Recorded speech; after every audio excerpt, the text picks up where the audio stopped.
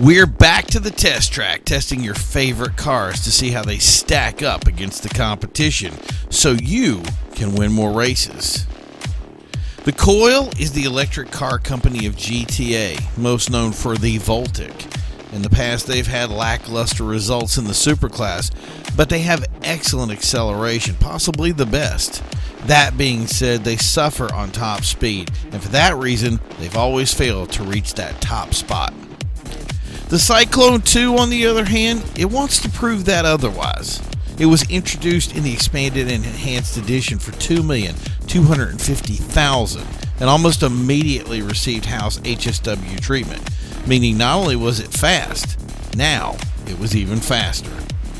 Before we even hit the test track, I have to say this car looks amazing and has some great tuning options for appearance.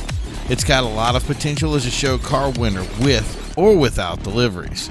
So without delay, let's see how she responds on the track. Welcome to Grapeseed Circuit. Here we're going to test the handling and performance of this car, and to be frank, the performance is painful. Sure, it has without a doubt the best acceleration, but the praise ends there. The handling is a nightmare. It feels solid enough until you turn the wheel and it tries to spin you around uncontrolled like the back wheels are pushing it. Forget using the throttle in turns at all, and you'll need good throttle control because the brakes don't work either. The handling is completely broken, and it'll take a great deal of races to get comfortable with it. There is no doubting it's fast. The acceleration means point it at whatever line you want and it will destroy it. It's substantially faster than most other cars. Unfortunately, so are the other HSWs, and it only does slightly better than the Devesta 8, which isn't as painful to drive. Truth is, using this is almost a guaranteed crash, and that means handing off the win to someone else.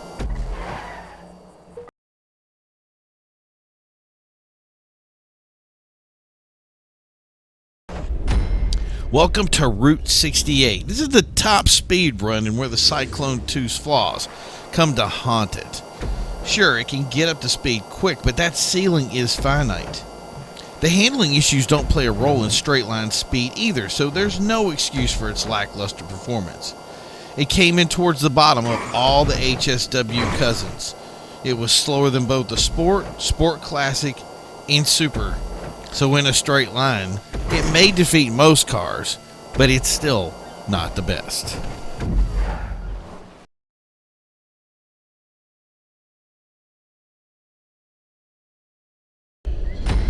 Welcome to Going Down, and here we test the off-road capabilities, and I'll make this simple. Just don't.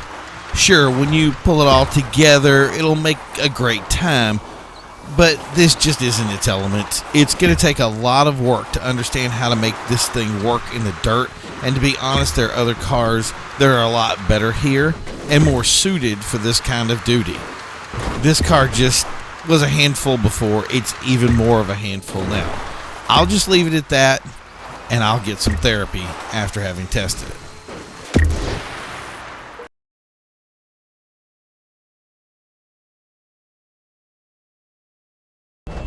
Here we are again at In the Grove. Now, In the Grove is where we test the HSW cars, and as a Tier 3 car, the Cyclone II has some very stiff competition.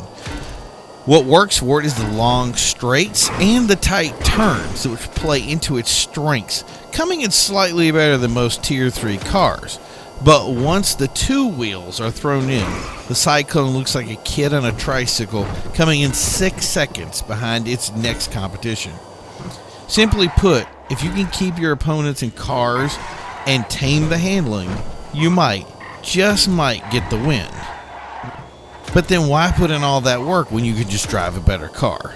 Who am I kidding? This thing is junk.